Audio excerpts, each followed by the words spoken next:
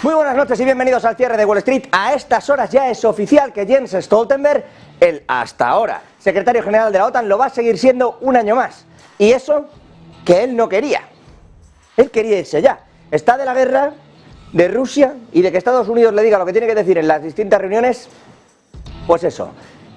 El caso es que él no quería seguir, que Reino Unido sí que quería poner a su ministro de defensa y que incluso desde Lituania, se estaba intentando mandar distintos candidatos. Estados Unidos no quería cambiarlo y ya es oficial, de hecho lo ha dicho la propia portavoz de Estados Unidos, van a prorrogar un año más a Jens Stoltenberg. Así que, entre otras cosas, otro que quería ser secretario general de la OTAN, o bueno, entendemos que quería ser porque él dijo que no, pero normalmente cuando Pedro Sánchez dice que no, a veces es que sí.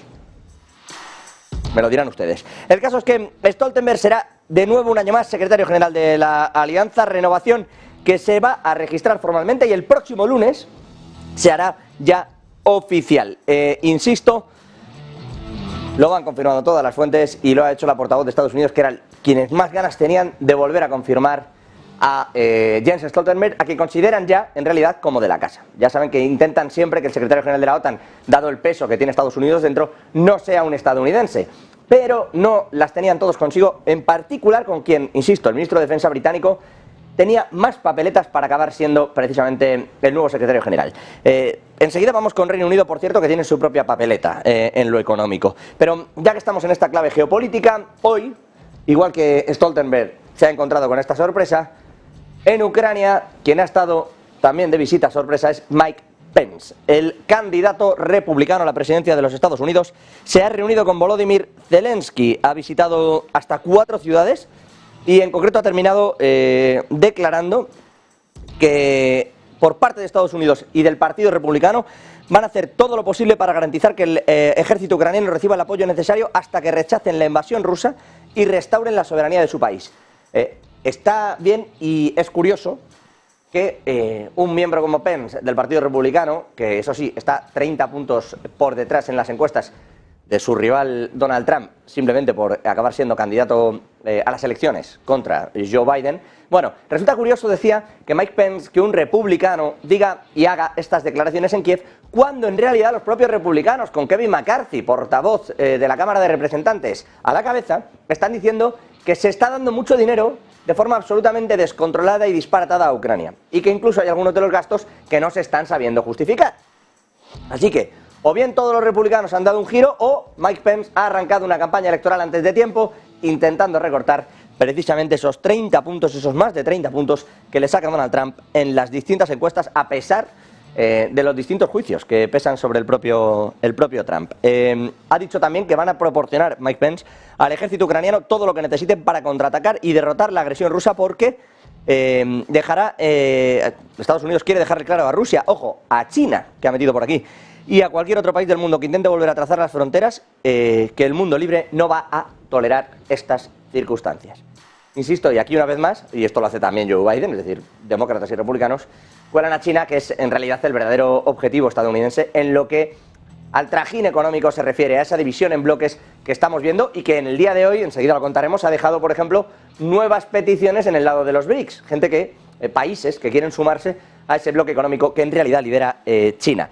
Pero ya que estamos con esto de Ucrania, Pedro Sánchez, el que no quería ser secretario general de la OTAN, va a viajar a Ucrania para arrancar así este mismo sábado la presidencia española de la Unión Europea. Un Pedro Sánchez que hoy también decía: hay que hacer todo lo necesario. Lo escuchamos. Ucrania, donde vamos a mostrar la unidad de nuevo del conjunto de Estados miembros al presidente Zelensky, a la sociedad ucraniana. Vamos a evaluar también los últimos acontecimientos producidos en Rusia. Vamos también a evaluar el paquete de sanciones, una vez aprobada el undécimo paquete de sanciones a Rusia. Lógicamente también la rendición de cuentas ante los crímenes de guerra perpetrados por Putin en esta infame guerra. Y también, lógicamente, esta propuesta que tiene el presidente Zelensky de celebrar una conferencia mundial sobre la paz en Ucrania. Yo creo que esto es muy importante. Bueno, conferencia sobre la paz, y ya que estamos hablando sobre esto, desde Rusia no quieren que esa paz, que la mediación en esa paz la haga Suiza. Dicen que Suiza ya perdió la neutralidad y que por lo tanto, al congelar los activos de los distintos oligarcas rusos, y que por tanto no puede ser mediador de absolutamente nada. Eso es lo que piensa Rusia. Dicen que en concreto ha perdido la condición de Estado neutral y no se puede hablar de ninguna representación o mediación de Suiza de aquí en adelante. Además, consideran que la exclusión del sistema SWIFT tiene también mucho que ver con el visto bueno de Suiza, la exclusión de los bancos rusos del sistema SWIFT, y por lo tanto no quieren que Rusia sea ese Estado neutral que busque la paz que comentaba Pedro Sánchez. Por cierto, dentro de la política española, si me permiten, y de los debates que ha de haber de cara a esas elecciones del 23 de julio, no va a acudir al debate con el resto de representantes, sí al cara a cara, pero no al debate con el resto de representantes, el líder de la oposición, el portavoz de la oposición, Alberto Núñez Feijóo, del Partido Popular. Con Sánchez sí, con los demás no. El caso, y volviendo a Sánchez, insisto, buscando esa paz, iniciará este sábado la presidencia de turno de la Unión Europea, bueno, una presidencia sin mucho poder efectivo, porque al estar justo en periodo electoral, pues como no haberla tenido. Y eso que cuesta que te llegue, pero bueno, el caso es que en esto estamos y estas son las convocatorias que aquí se han hecho. Yéndonos a lo puramente económico, hoy tenemos varios datos. Datos de inflación en España y en Alemania, datos de PIB en Estados Unidos, casi todos sorprendentes, la verdad, para lo bueno y para lo malo, pero también tenemos datos en Reino Unido, donde lo que hemos visto es cómo se disparaba su prima de riesgo. Está ya a niveles de los años 60. Insisto, ríete tú de las huelgas que le montaron a Margaret Thatcher y que ya está superando Rishi Sunak. Tiene Rishi Sunak la inflación disparada, entre el 8 y el 10, no la bajan de ahí. Y eso que los tipos de interés se van a ir al entorno del 6,5% para finales de año. El Banco de Inglaterra ha concentrado en esto. Sunak prometiendo que no va a hacer una política fiscal expansiva. Pero ahora veremos porque esto está siendo raro también en otros países de Europa. Pero Sunak ha dicho que está comprometido con el Banco de Inglaterra y que va a eso. Y el Banco de Inglaterra hoy, en concreto Tenreiro, se ha dedicado a dar determinadas pistas un poco raras. Porque si bien llevan toda la semana diciendo que para acabar con la inflación hay que seguir y destruir la economía, e insisten a los ciudadanos del Reino Unido que son pobres y que lo tienen que asumir, pues hoy Tenreiro ha dicho, cuidado, que igual no hay que tampoco ser excesivamente agresivos, que ya se han subido mucho los tipos de interés y que en realidad el golpe, en su opinión, ya se lo va a llevar la economía. O sea, no lo hemos visto todavía, pero va a haber un rejón importante si no se tocan los salarios al alza y no se incentiva el gasto, va a haber una crisis. Eso es lo que cree Tenreiro.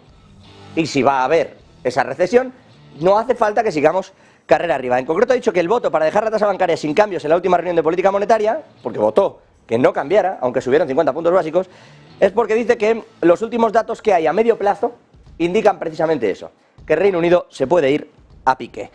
Pero decía yo, hay más datos sorprendentes. En concreto, el PIB de Estados Unidos. Se ha revisado, y ojo, Javier del Valle, porque lo normal es que cada vez que lo revisaban caía, y ahora lo han revisado al alza, que esto es rarito. Muy buenas noches, cuéntanos.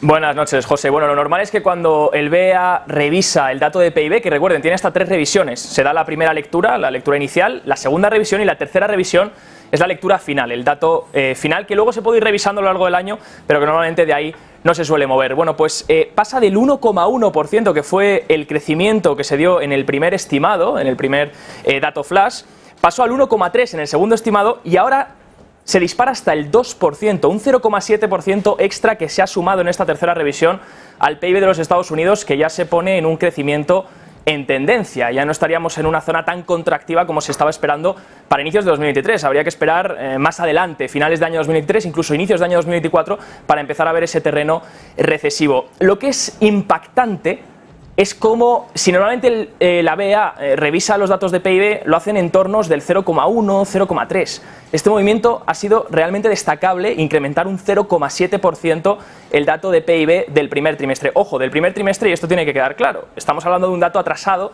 que corresponde a los meses de enero, febrero y marzo. Ya estamos en junio, así que ahora lo que importará es ver también cómo la economía ha crecido en este segundo trimestre del año. Si miramos la tabla, tenemos ahí esos cambios de revisiones del 1,1 al 1,3 y al 2% es en el que se queda.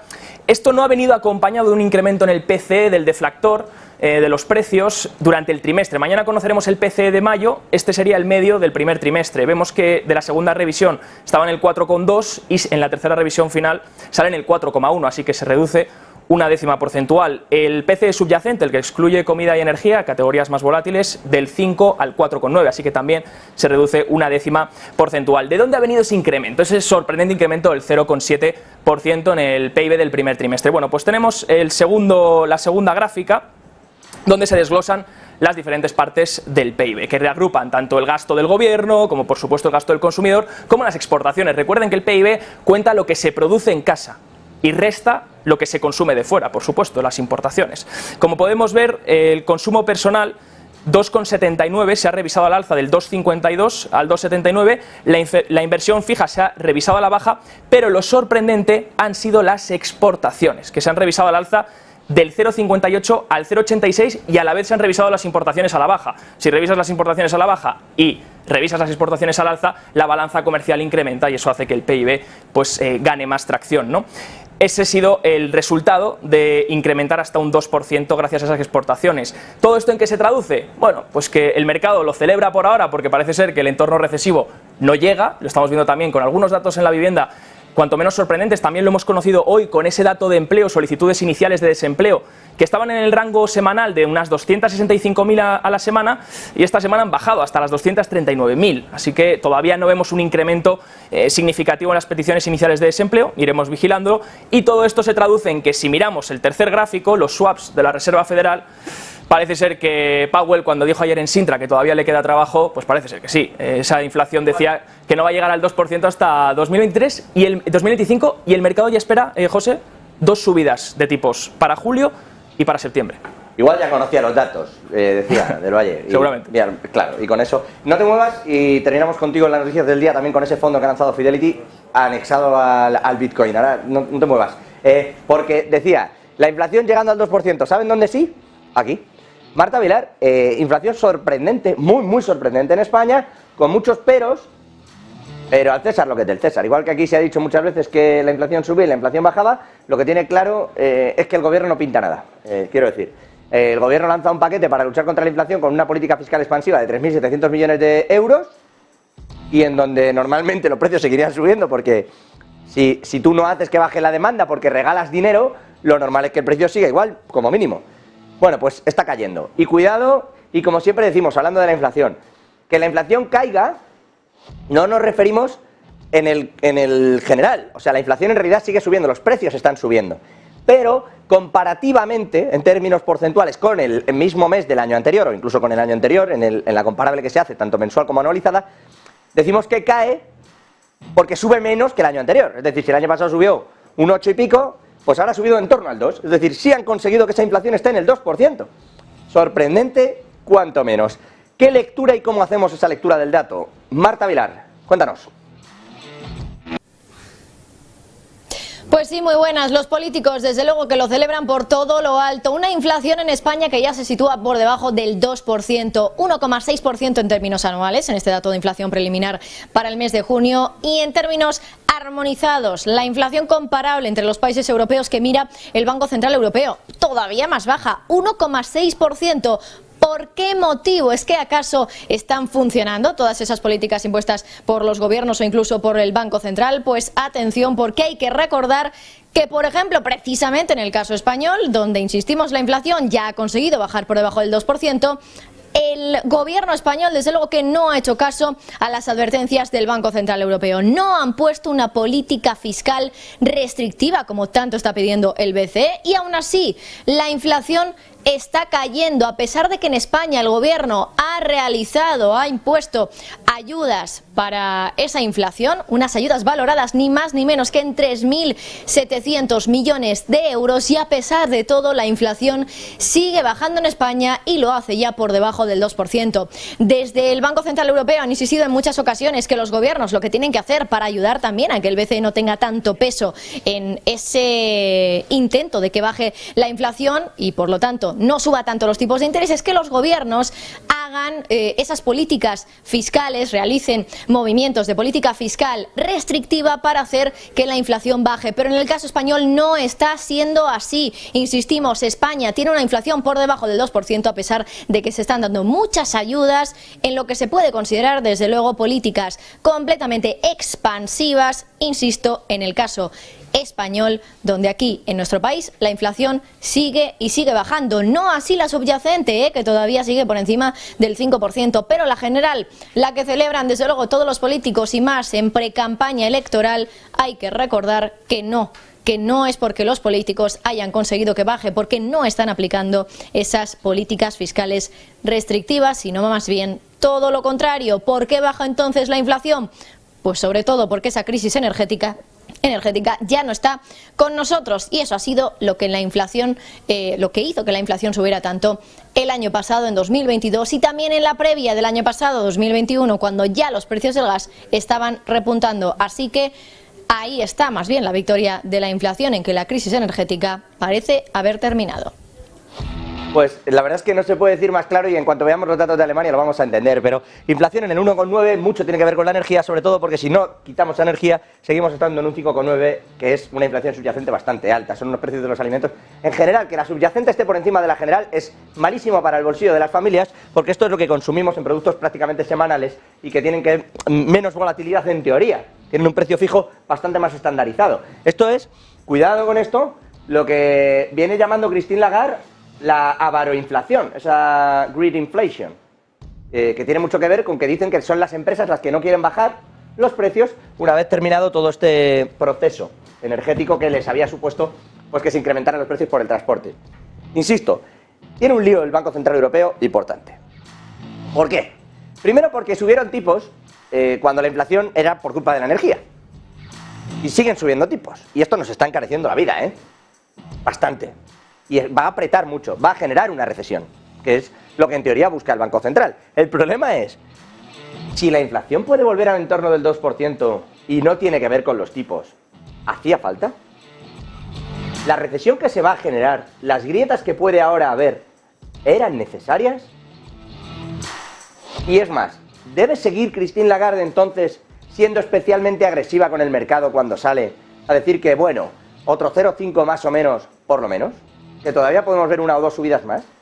¿Debe estar en eso el Banco Central Europeo? ¿O debe desligarse, dejar de imitar a la Reserva Federal, porque la inflación de Estados Unidos no tiene nada que ver con lo que estamos viviendo en Europa, y empezar a pensar por sí mismo? Lo digo porque la dicotomía en Europa es espectacular. Donde nosotros tenemos un 1,9% de inflación, en Alemania se están tirando de los pelos porque no consiguen precisamente cambiar el mix energético, y porque llegan, le meten un recorte a las exportaciones que hacen a China. Claro, te pones a prohibir tratos con las tecnológicas de China y China deja de consumirte producto.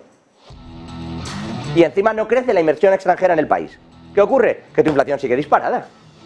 ¿Qué hace el Banco Central Europeo? Cuando claramente son procesos inflacionarios absolutamente distintos los que está viviendo Alemania y España. Y así con todos, en realidad. ¿Qué hace el Banco Central? ¿Sigue subiendo tipos? Hay que subir tipos para que en Alemania caiga una inflación que no tiene mucho que ver, parece, con la política monetaria, y en España sigamos en estas. Lo digo porque la subyacente, a lo mejor con la subida de tipos, incluso sube.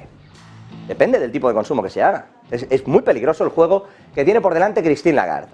Así que vamos a ver cómo lo resuelve. Por cierto, y respecto a los datos de Alemania, Javi Luengo, exactamente en qué punto está la inflación, la inversión extranjera, exactamente en qué punto y cómo han vivido esos golpes, esos latigazos en el día de hoy en Alemania. Cuéntanos.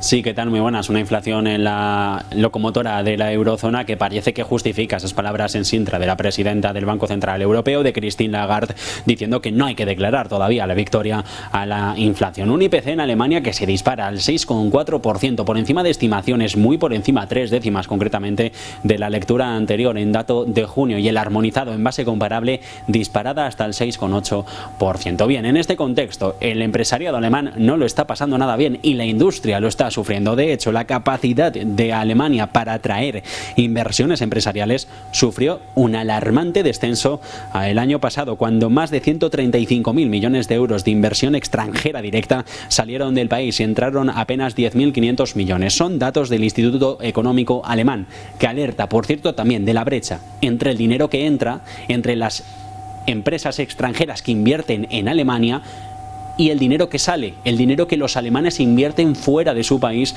incluidos los países, la mayoría de los territorios de la eurozona, dicen, donde particularmente El problema está en que se han derrumbado las inversiones de los europeos en la locomotora. ¿Problemas que surgen?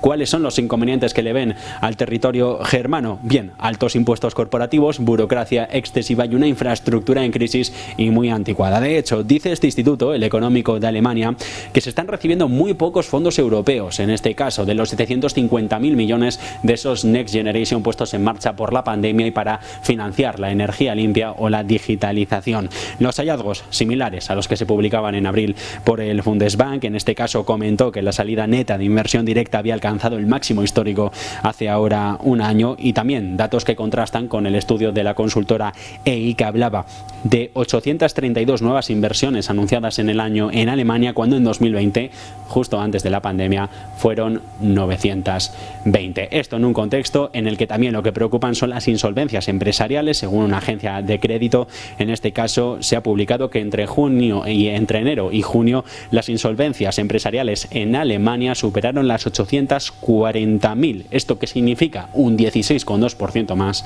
que hace ahora un año. Esto se parece mucho, esto de las insolvencias, a quiebras. Lo que pasa es que allí te declaras así y tienes hasta un año para regularizar, entre comillas, para regularizar. Pero debes hacer los pagos, no es una cosa de segunda oportunidad, no es exactamente eso. Pero sí que da una imagen clara del tipo de morosidad que tienen las empresas cuando no consiguen vender. Y eso, insisto, eso puede ser una crisis gorda como no lo solucionen. Y hasta junio, 16% más. Es una barbaridad, ¿eh? Insisto. Y en España tenemos lo que tenemos, y enseguida vamos a ir con ello, porque temen los bancos que crezca tanto la tasa de mora que se están pensando una oferta del gobierno de si mover o no el momento en el que le van a cobrar el variable de la hipoteca a todos los que les ha subido casi un 5% o un 6%, en fin. Es que, insisto, que te suban los tipos de interés no es tan facilito. De hecho, vamos directamente con este asunto. Nadia Calviño se ha reunido con la Asociación Española de Banca, se ha reunido con las principales empresas del sector y ha salido a decir que les ha hecho una propuesta para que, bueno, tengan como 3 años de margen desde, bueno, los ciudadanos, los consumidores, los tenedores de vivienda, para hacer frente a lo que se les viene. La banca evidentemente ha dicho que no, pero que se lo piensan, que lo miren. En realidad suena a, mira, el 23 de julio tienes elecciones, nos lo cuentas luego y ya, si eso vemos. Esto dice Nadia Calviño, ministra de Economía. En nuestra opinión, en este momento sería una medida adecuada el que automáticamente se proporcionase a todos los clientes que tengan una hipoteca a tipo variable para la compra de primera vivienda una ampliación de hasta 3 años en su crédito. Ahora bien, el mensaje que hemos recibido, en particular del Banco de España, llama a que en este momento no se produzca una recalibración de estos códigos de buenas prácticas y, por tanto, nos hemos emplazado a que de aquí a septiembre analicemos los distintos elementos y veamos cómo recalibrar el código con miras a ampliar su ámbito y que cubra a todas aquellas familias que se puedan ver en dificultad como consecuencia de la rápida subida de los tipos de interés. Claro, a ver, la banca tiene un problema con esto, me permiten. A la banca, cuando bajaron los tipos y a nosotros nos empezaron a decir que las hipotecas eran más baratas, nadie vino y le dijo, toma, un dinerito. Y la banca perdió dinero. Perdió dinero, quiero decir, tampoco nos hagamos los suecos aquí, que recibieron bastantes garantías cuando se llevaron las cajas y algunos se llevó bastante dinero. Pero en lo puramente técnico y en lo que compete a la subida de los tipos de interés y a las hipotecas, cuando en el variable a ti te bajaba, oye, lindas palmas y a volar. No te quejabas. Ahora, sube una barbaridad y te dicen, ¿te acuerdas que como tenías una hipoteca a tipo variable te ha ido muy bien, incluso se ha ido a negativo y esto ha sido fantástico y has pagado muy poco? Sí, pues es que ahora pasa lo contrario, que vuelven a subir y que te toca pagar.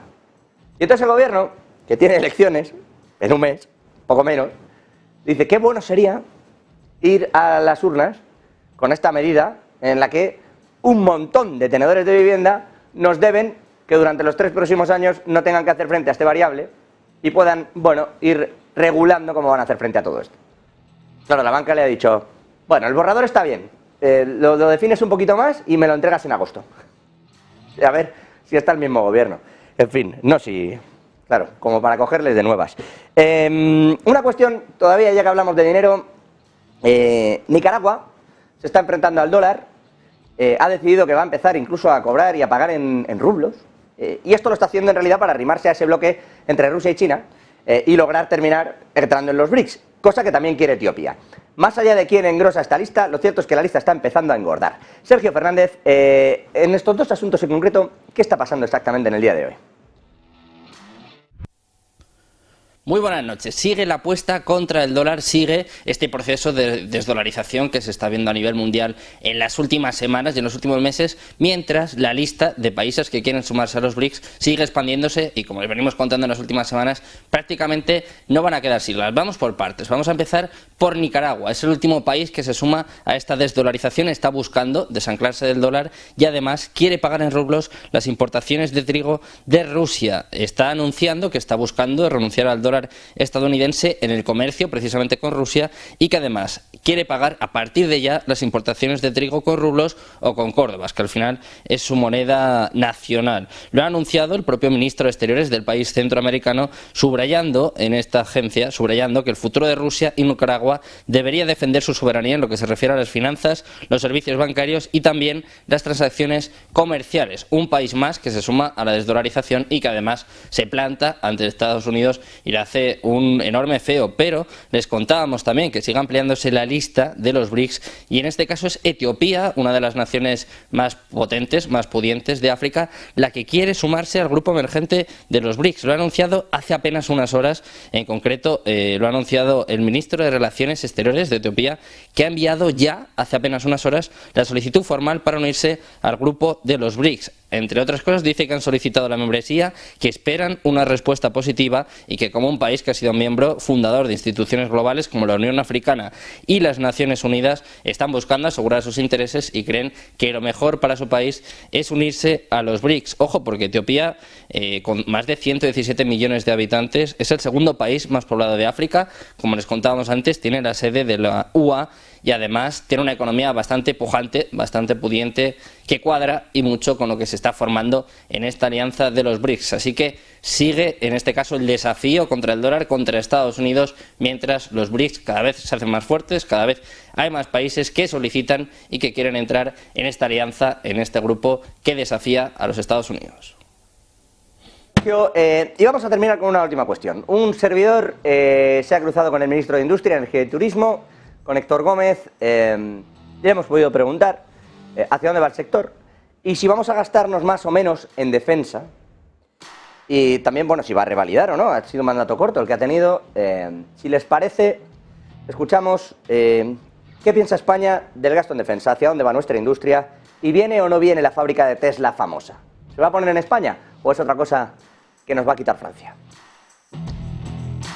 Le iba a preguntar, perdóneme, mandato relativamente corto, circunstancial, lo que le ha ido tocando, ahora vienen también las elecciones, siempre al pie del cañón. ¿Espera estar después? ¿Qué medidas tienen? Sé que están implementando distintas medidas dentro de los vehículos, una de ellas esta rebaja impositiva, también cambios para vehículos eléctricos, etcétera, etcétera. ¿Tienen algunas nuevas dentro de este periodo electoral, algo que vayan a lanzar, algo que estén pensando que se podría pergeñar de cara a una posible victoria electoral, se entiende? Sí, bueno, ese es el objetivo y el deseo, dar continuidad a este proyecto.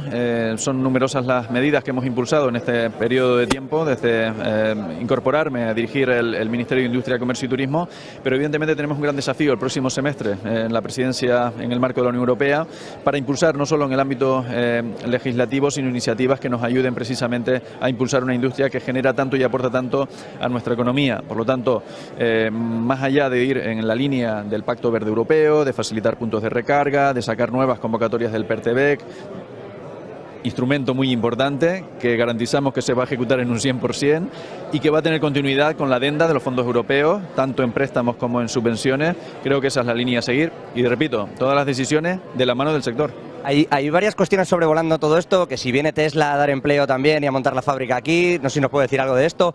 Respecto de la industria, tiene usted también esa parte que toca un poco a defensa, que es hasta qué punto la industria se está volcando o no, y si vamos a implementar los fondos con esto de la guerra de Ucrania y lo que nos pide Europa, si vamos a hacer algo al respecto. Y ya le digo, con esto del tejido verde, ¿considera que hemos perdido una oportunidad o hemos ganado un aliado con el nuevo pacto para el reparto de energía a través de Francia? Bueno, son varias preguntas en una sola. En primer lugar, y en el marco de las marcas o la de las grandes fabricantes que se interesan por España, llevamos una línea muy seria, son muchísimos.